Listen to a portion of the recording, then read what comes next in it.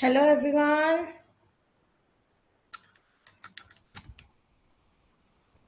Hello everyone. Good morning. Good morning everyone. Good morning. कैसे हैं आप सब? साहिमा चर्चा में हैं.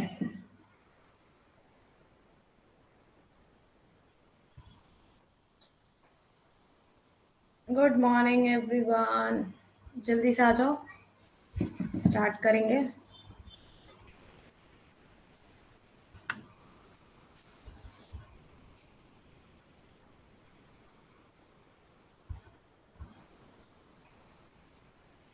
मैं अच्छी हूँ बेटा, बस तैयारियों में थोड़ा बिजी हूँ.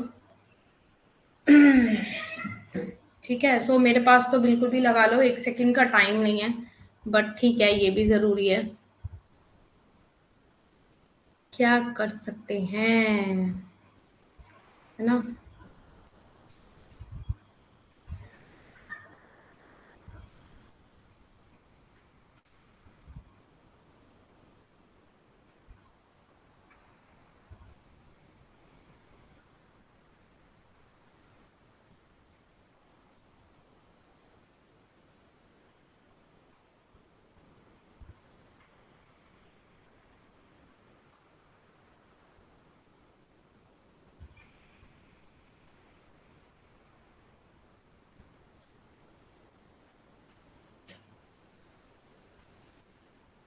हाँ जी, बताइए क्या क्वेश्चन है आपका.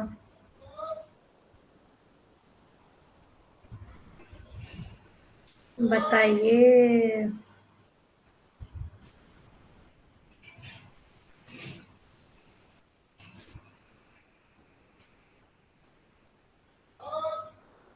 आप दे सकते हैं गेट एग्जाम. दीजिए, उसमें क्या है. फॉर्म फिल करना होता है बस.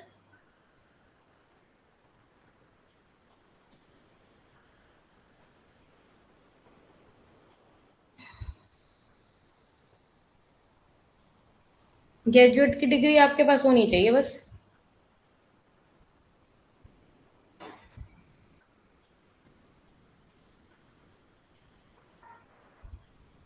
सॉरी, पोस्ट ग्रेजुएट ग्रेजुएट बोल रहे हो. आप पोस्ट ग्रेजुएट पीजी होना चाहिए बस. करिए आप गेट का एग्जाम, उसमें कोई दिक्कत नहीं है.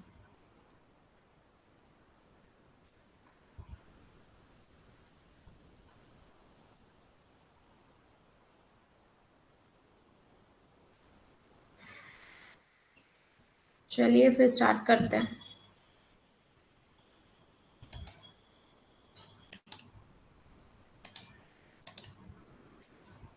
So good morning everyone. Here I am Ashishika Gupta, your UGC paper 2 faculty of economics. So start करते हैं. Let's get started. स्क्रीन पे आप देख सकते हैं यहाँ पे सोशल मीडिया के चैनल्स हैं. इनको आप ज्वाइन करिए. कोई भी न्यू इंफॉर्मेशन होगी वो आपको इजीली मिल जाएगी, राइट. सो जैसा कि आप स्क्रीन पे देख सकते हैं, ये आपको पता है एज यू नो आपका टाइम टेबल. बट मॉर्निंग में क्लासेस क्यों हो रही है, किस वजह से हो रही है, ये भी आपको रीजन पता है, ठीक है. सो वैसे आपकी क्लास 8 बजे परमानेंटली रहेगी. वो कहीं जानी नहीं है. बट हम मॉर्निंग में इसलिए क्लास करें बिकॉज अभी थोड़ा बहुत नवरात्रों की वजह से एंड ऑल अदर थिंग्स की वजह से आप कह सकते हैं कि थोड़ा सा टाइम फ्लेक्सिबल हो रहा है ना. पर इसके अलावा टाइम फ्लेक्सिबल नहीं होगा. या तो 8 से 9 होगा टाइम इवनिंग का, या मॉर्निंग में 10 से 12 के बीच का टाइम होगा. ये टाइम ही रहेगा, इसके अलावा कोई और टाइम नहीं रहेगा. तो इसके लिए आप एकदम एकदम आप कंफर्म रहिए, ठीक है. कहीं ये ना हो फिर कि आप सोचें. इसी टाइम में आप एक बार स्केड्यूल चेक कर लिया करो कि हाँ अच्छा ये टाइम है, इस टाइम पे क्लास होनी है, ठीक है. सो अब मार्क्स की थ्योरी पढ़ेंगे आज. नोट्स अपलोड कर दिए थे मैंने आपके, वो उसके मिल की थ्योरी वाले. बताइए जल्दी से.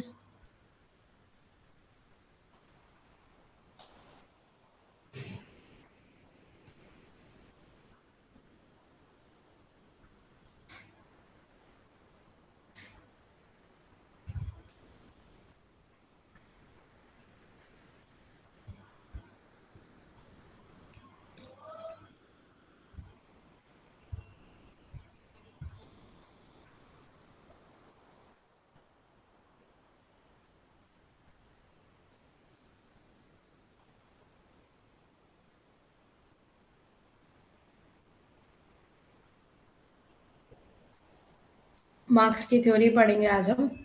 ठीक है, कार्ल मार्क्स। सो 18 से 18 के बीच में 1880। हाँ, मैं ये पूछी थी, नोट्स अपलोड कर दिए थे मैंने, एक बार कंफर्म कराना। मैम देखे नहीं। अच्छा, साइमन स्केड्यूल आप बेटा देख लिया करो, उसमें मेंशन होता तो है। रिफ्रेश कर लिया करो, हो सकता है कोई नेटवर्क इशू होता हो या क्या है, हैंग हो जाता हो। आप थोड़ा रिफ्रेश कर लिया करो। देखा नहीं, चलो कोई बात नहीं, जब देखोगे मुझे कंफर्म करा देना। सो कार्ल मार्क्स के बारे में आज हम लोग थोड़ा बहुत पढ़ेंगे। एक सेकेंड, जरा थोड़ा वेट करिएगा। एक सेकेंड, एक।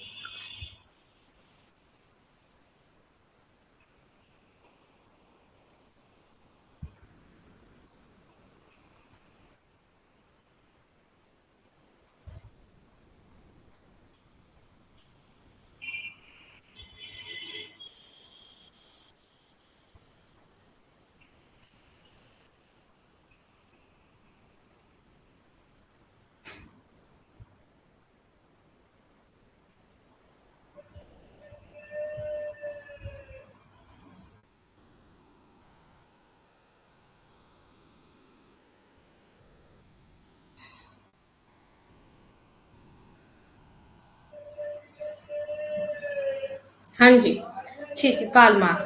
सो 18 से लेके आपका 1883 के बीच में हुआ था ये।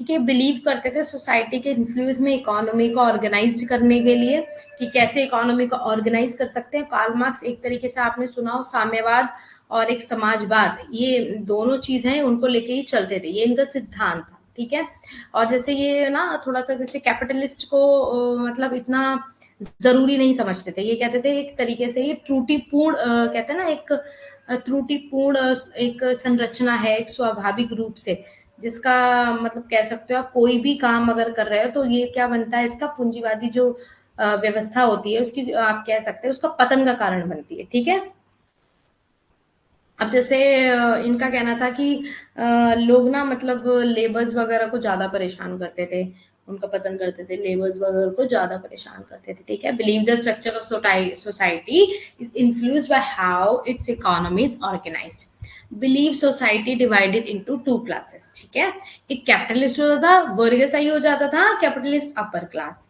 एक देखो दोनों क्लास आते थे, लेबर क्लास भी आता था, मजदूर वर्ग भी आता था, इसमें अपर क्लास भी आता था, दोनों आता था इसमें। ठीक है,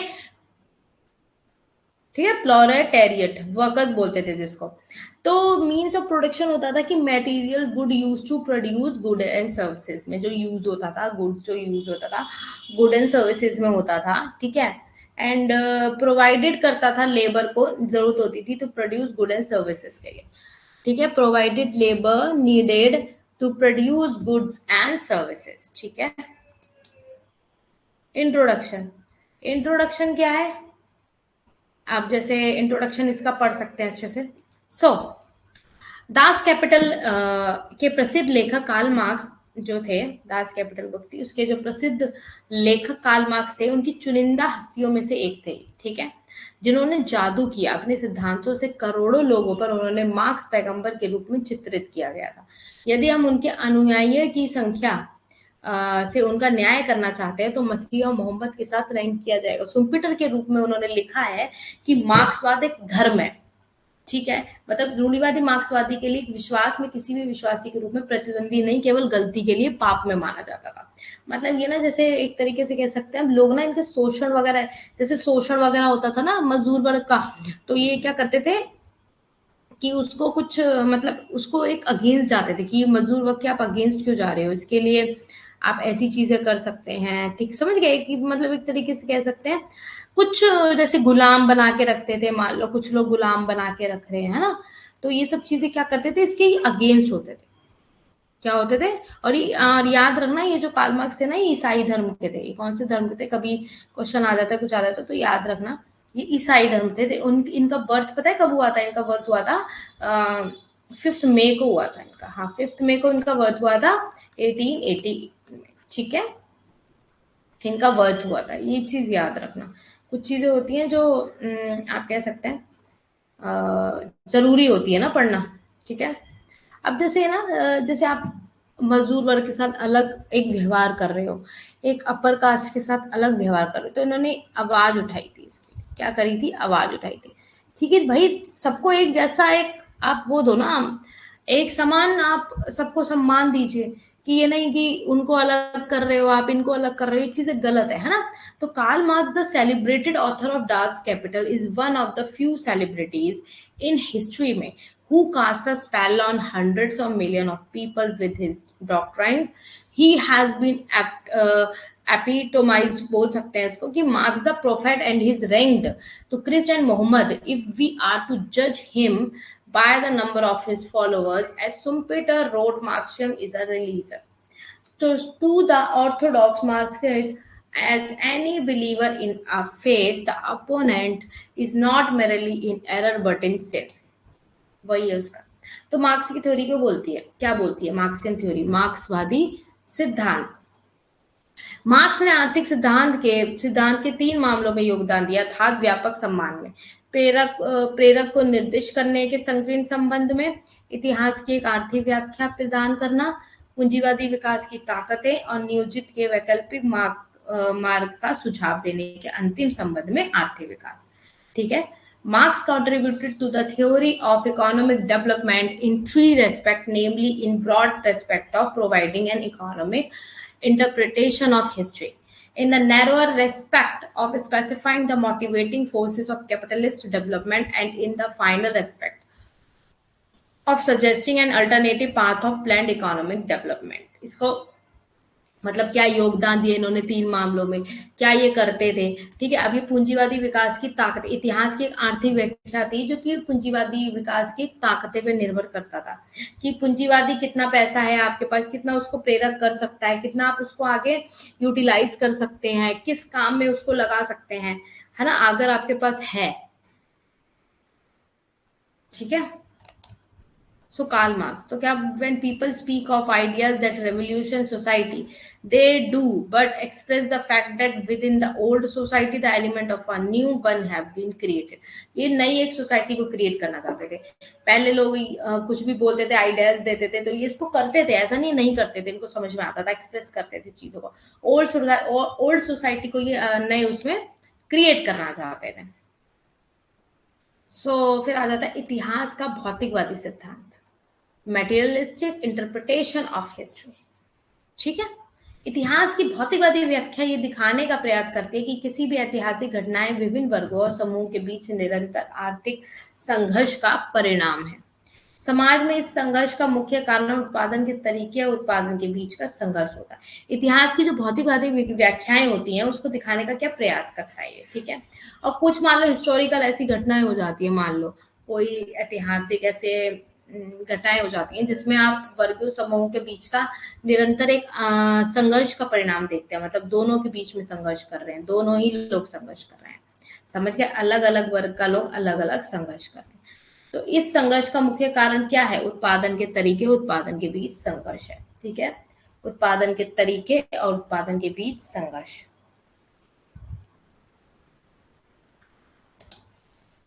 the Marxian process of economic development, आर्थिक विकास की मार्क्सवादी प्रक्रिया। The Marxian process of economic development. So according to Marx के according every society class structure consist of the propertied, किसे बोलते, मतलब मार्क्स के अनुसार प्रत्येक समाज की वर्ग संरचना की उचित और गैर उचित चीजें इसमें क्या होती थी, शामिल होती थी। ठीक है। मार्क्स के अनुसार, अब जैसे मार्क्स के अनुसार बता रहे हैं लोगों को समाज की वर्ग, मतलब सोसाइटी में कुछ चीजें लोग नहीं टॉलरेट करना चाहते हैं, नहीं चाहते कि चीजें हो, बट मार्क्स कहते हैं हर चीज होनी चाहिए, हर एक को एक फ्रीडम मिलना चाहिए, ये नहीं कि ये आपके अकॉर्डिंग उचित है, आपके अकॉर्डिंग गैर उचित है ना। तो इसको शामिल रखते थे, क्योंकि उत्पादन का तरीका परिवर्तन के अधीन है। उत्पादन का तरीका क्या है, उसके अधीन है। जब एक बार बताओ उत्पादन कर रहे हो, अब अलग अलग तरीके से भी उत्पादन करते गए लोग, एक प्रोसेस चेंज करके देखते हैं, अच्छा इसमें इतना फर्क पड़ सकता है, इसलिए एक समान के विकास में एक चरण आता है। जब उत्पादन की शक्तियां समाज की वर्ग संरचना के साथ टकराव में आ जाती है तो मौजूदा संपत्ति उत्पादन की ताकतों पर संबंध बेड़ियों में बदल जाते हैं। जब मान लो कोई भी उत्पादन कर रहे हैं, मान लो उसकी शक्तियां हैं, मतलब शक्तियां इन द सेंस कि जैसे वो काम कर रहा है वो बस सही से कर रहा है ना, तो एक टकराव में आ जाता है।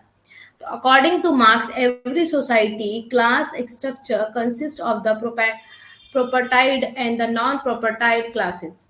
Since the mode of production is subject to change at a stage comes in the evolution of a society when the forces of production come into the clash with the society class structure, the existing property relation turned into fetters on the forces of production.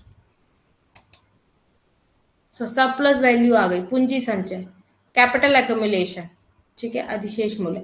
Marks अधिशेष मूल्य के अपने सिद्धांत का उपयोग वर्ग संघर्ष के आर्थिक आधार के रूप में करते हैं। Marks uses his theory of जो सरप्लस वैल्यू होती थी, मतलब कुछ वैल्यू से कुछ ज्यादा वैल्यू हो गई, मतलब सरप्लस हो गई ना, बड़ी हुई वैल्यू, पता है आपको। मार्क्स यूजेस हिज थ्योरी, उसमें करा है उन्होंने कि क्या लिखा है कि आर्थिक आधार के रूप में करते हैं। पूंजीवादी ये जो अधिशेष मूल्य है, इस सिद्धांत के आधार पर सुपर संरचना का निर्माण करती है। अब जैसे वही वाली बात आ गई ना, जब हमारे पास थ्योरी सॉरी पूंजी हमारे पास सरप्लस वैल्यू में है, तो आगे आप किसी भी चीज का निर्माण संरचना करने में आपको कोई दिक्कत नहीं आएगी, आप आराम से कर लेंगे ना। तो मार्क्स यूजेस इस theory of surplus value as a economic basis of the class struggle under capitalism, and it is so on the basis of his theory surplus value that he builds the superstructure of his analysis of economic development, ठीक है। पूंजी संचय, marks के अनुसार यह अधिशेष श्रम है जो पूंजी संचय की ओर जाता है। अति यथार्थवादी श्रम केवल पूंजीवादी के मुनाफे को बढ़ाता है, पूंजीपति का मुख्य उद्देश्य बढ़ाना होता है। अधिशेष मूल्य जो उसके लाभ को बढ़ाने के लिए लिया जाता है, ठीक है। अब डाउनफॉल आ गया, अब इसके बीच में क्या आ गया, डाउनफॉल आ गया, ठीक है। एक सेकंड जरा वेट करो।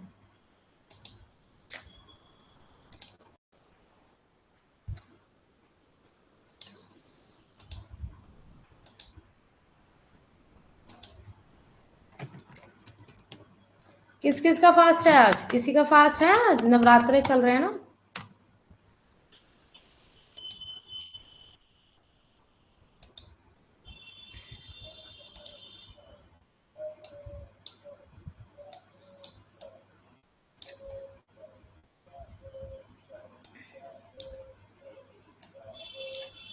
एक्चुअली बहुत छोटा सा लग रहा था ना ये, दैट्स व्हाई मैंने इसको थोड़ा सा चेंज कर दिया, ठीक है।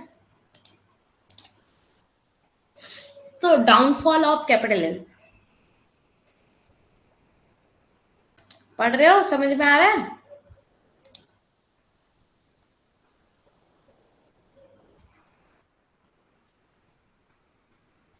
क्या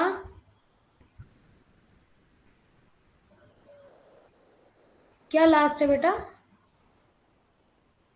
हाँ आज लास्ट है, हाँ हाँ, फास्ट का कह रहे हो ना, हाँ लास्ट है, कल तो फिर वही हवन वगैरह एंड ऑल थिंग्स, कन्या पूजन वगैरह होता है।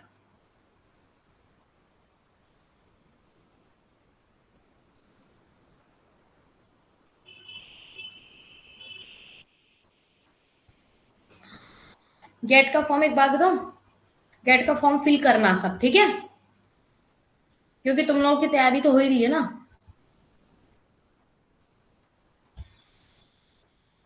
समझ रहे हो। हाँ बेटा मैं तो हूँ।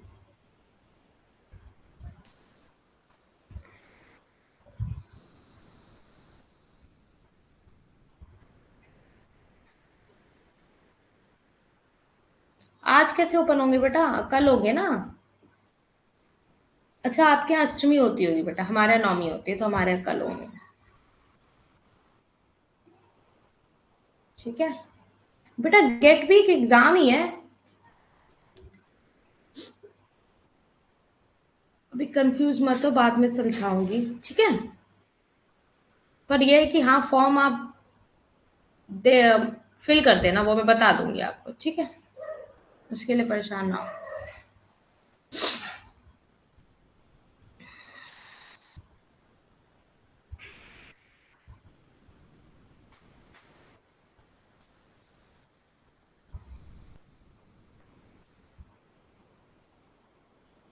एक सेकेंड,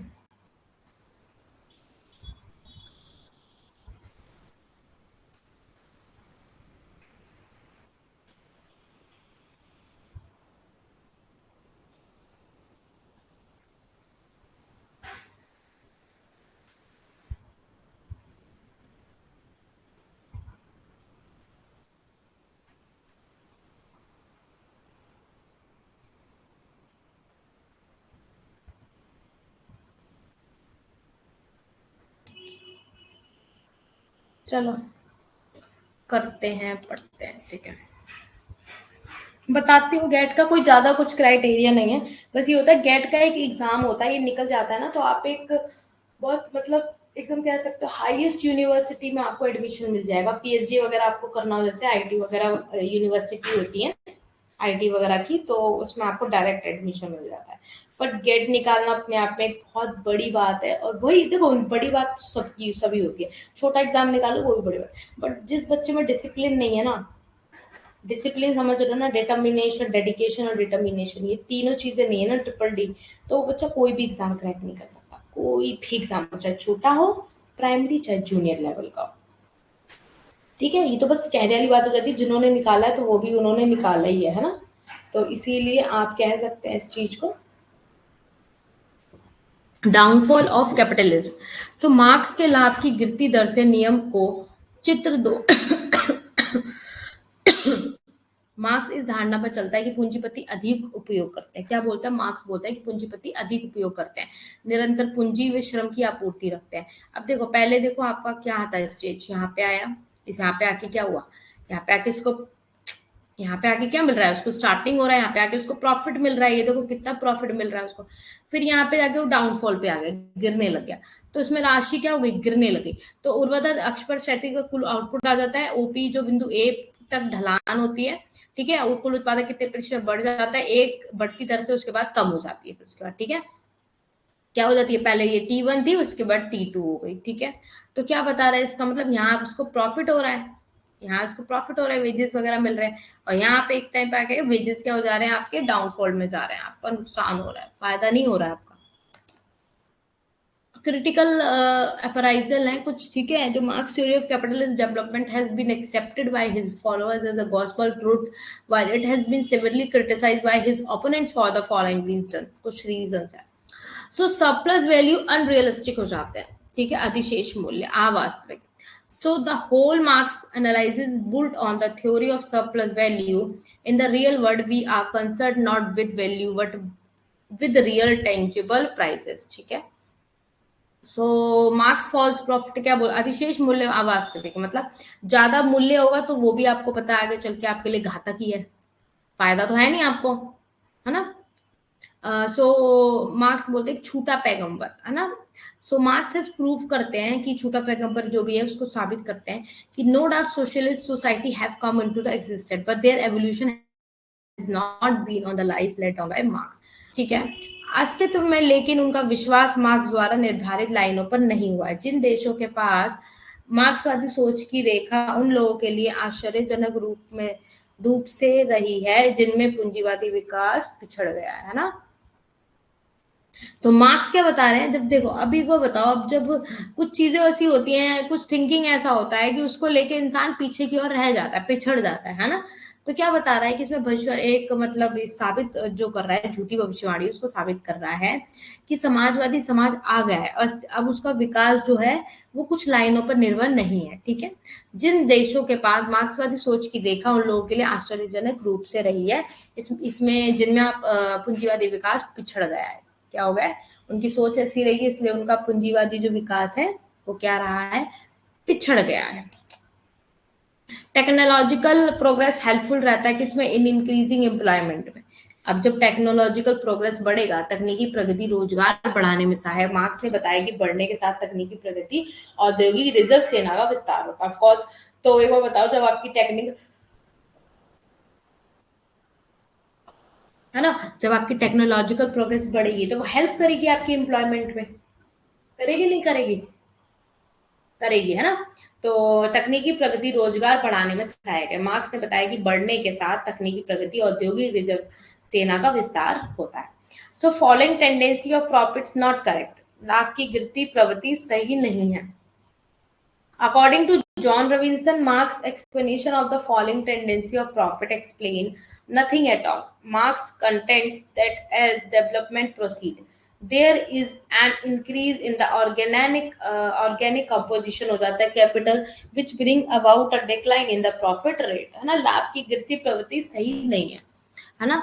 जॉन रॉबिन्सन के अनुसार मार्क्स की व्याख्या मुनाफे की गिरती प्रवृत्ति कुछ भी नहीं बताती है। मार्क्स का तर्क है कि जैसे जैसे विकास आगे बढ़ता है वैसे वैसे पूंजी की जैविक संरचना में वृद्धि जो लाभ में गिरावट लाती है। अब जैसे पूंजी की जैविक संरचना, अब वो पूंजी की जैविक संरचना के ऊपर तो डिपेंड नहीं रहेगा ना, तो व्याख्या मुनाफे की गिरती प्रवृत्ति कुछ भी नहीं बताती है। मतलब मुनाफे की जो गिरती प्रवृत्ति है वो क्या बताएगी, कुछ नहीं बताएगी, है ना। तो मार्क्स का तर्क है कि जैसे जैसे जैसे जैसे विकास जो है आगे बढ़ता है पूंजी की जैविक संरचना में वृद्धि के लाभ में गिरावट लाती है ना। So Marx' explanation of the falling tendency of profit explain nothing at all. So Marx contends that as development proceeds, there is an increase in the organic composition of capital, which brings about a decline in the profit rate. है ना? So fifth में क्या आ रहा है? Marx could not understand flexibility in capitalism. Marx also could not force the emergence of political democracy as the protector and the preserver of capitalism.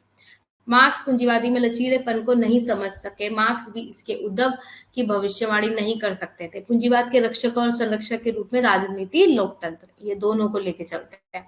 Cyclical theory wrong क्या हो जाती है, चक्रीय सिद्धांत गलत। क्या बताया इन्होंने कि इन्होंने मार्क्स ने इस बात को जोर दे के कहा है कि पूंजी संचय में मांग में कमी नहीं आएगी, ठीक है, उपभोग वस्तुओं के लिए मुनाफा में गिरावट आती है।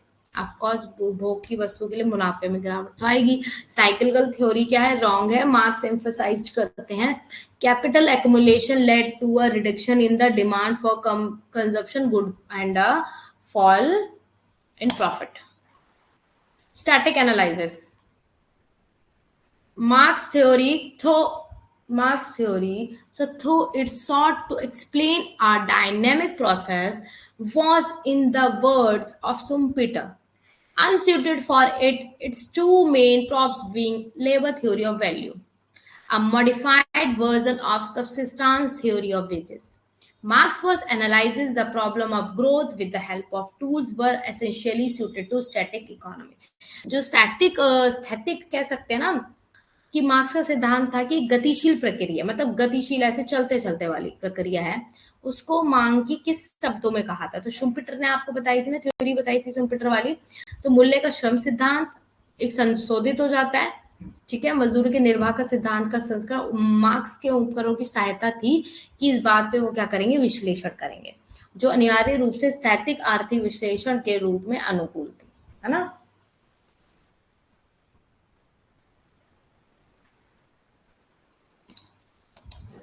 कंक्लूजन क्या था इसका, क्या थी इसकी कंक्लूजन, ये था इसका कि इन कमजोरी के बावजूद उनमें से कुछ मार्क्सियन उपकरण आर्थिक के अपने सिद्धांत से संबंधित थे। विकास तब से आर्थिक विकास के सिद्धांत का हिस्सा और पार्सल बन गया। तकनीकी प्रगति और नवाचार आर्थिक विकास के किसी भी सिद्धांत का मुख्य आधार है। मतलब ये एक दूसरे के ऊपर, एक इनोवेशन हो गया, टेक्नोलॉजिकल हो गया, एक दूसरे के ऊपर एक निर्भर हो गया एक तरीके से देखा जाए तो। पर इन पे इन्होंने कुछ सुधार भी किया, इन सब चीजों को मार्क्स ने अपना जो भी है देकर उन्होंने उस पर सुधार भी किया। तो marks theory of under development country, under development country के मार्क्स की क्या बात करी गई है, अंडर डेवलपमेंट कंट्री में मार्क्स ने क्या बात कही है, भाई ये बहुत बात करते हो। सिलेबस वगैरह तो बेटा आप नेट पे निकाल के देख लेना, एग्जैक्ट तो मुझे भी नहीं पता, बट इकोनॉमिक्स का तो पूरा ही होता है ना आपका।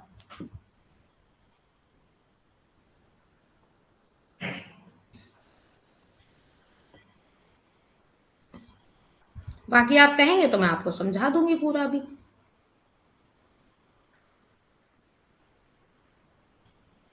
ठीक है, चलिए अभी आ गया, ये 2 स्लाइड रह गई, वो फिनिश कर देते हैं। So Marxian theory and under development country, under development country में मार्क्सियन थ्योरी क्या बता रही है। सो मार्क्स की थ्योरी बताती है is not applicable directly, applicable नहीं है अंडर डेवलपमेंट कंट्री के ऊपर, ठीक है। मतलब ये सीधे सीधे लागू नहीं होती मार्क्स की थ्योरी जो कंट्रीज विकसित नहीं हुई है, अविकसित है। तो marks did not think of the problem such country, marks इनके बारे में इतना नहीं सोचता है, ठीक है। So apart from a illusion remarkable for their determinant node with regard obtaining process, Western or ideal no special attention and development, अविकसित देशों में परिवर्तन की समस्याओं पर ध्यान दिया जाता है, ठीक है। मार्क्स फेलर हो जाते हैं तो रिकॉग्नाइज पॉपुलेशन के प्रेशर को लेकर, मतलब जनसंख्या दबाव के अस्तित्व को पहचानने में मार्क्स की विफलता उनके सिद्धांत को लागू नहीं करती है।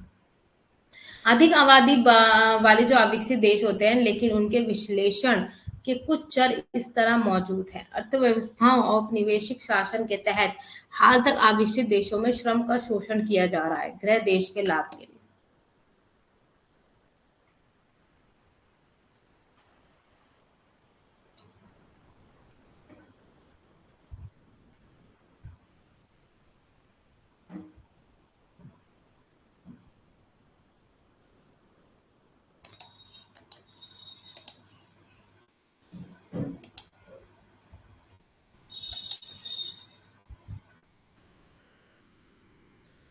हाँ, केन्ज़न ने भी अंडर डेवलपमेंट की बात की है।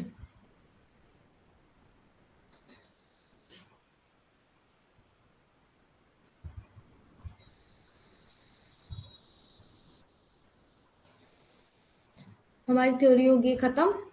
ठीक है,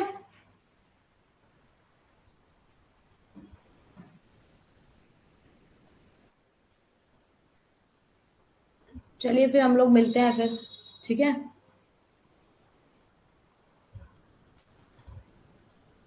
एक इम्पोर्टेंट कॉल कॉल आ रहा है बेटा, तो अब मैं क्लास को सोच रही हूँ वाइंड अप ही कर दूँ, है ना। ठीक है, आप लोग अपना ध्यान रखिए, पढ़िए अच्छे से, मेहनत करिए टेस्ट के लिए। चलो ठीक है, यूनिट फर्स्ट ले लो बेटा, यूनिट फर्स्ट कराती हूँ फिर मैं आपको टेस्ट। ठीक है, शाम को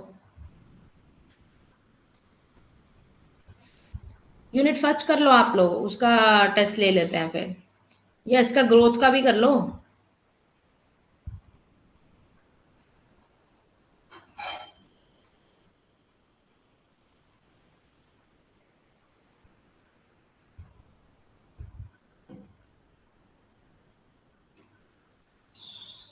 चलिए ठीक है,